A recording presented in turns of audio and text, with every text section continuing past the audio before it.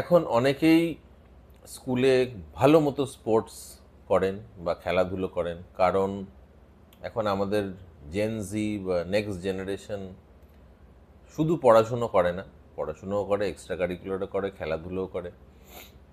কয়েকটা specific pointers আমি দিয়ে রাখবো যে লিগামেন্ট ইনজুরি কিভাবে প্রিভেন্ট করবেন ফুটবল বা বাস্কেটবল খেলার সময়, এবং লিগামেন্ট ইনজুরি হলে তৎক্ষণাৎ কি করবেন। তো কিভাবে প্রিভেন্ট করবেন এটা কয়েকটা পয়েন্টে আমি বলি।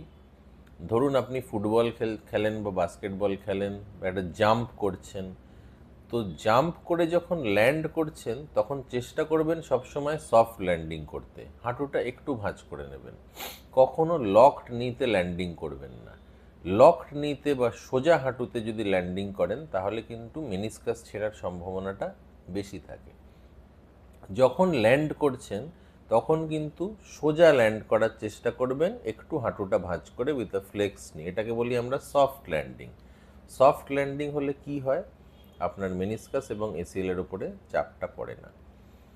অনেক সময় আমরা খুব কমনলি এসিএল ইনজুরি পাই দৌড়তে দৌড়তে, পা গাড্ডায় পড়ে গেছে বা কোনো ডিচে পড়ে গেছে, দিয়ে পাটা ঘুরে গেছে, বা বাইরের থেকে কেউ চ্যালেঞ্জ করেছে, পাটা ভেতরের দিকে বেঁকে গেছে।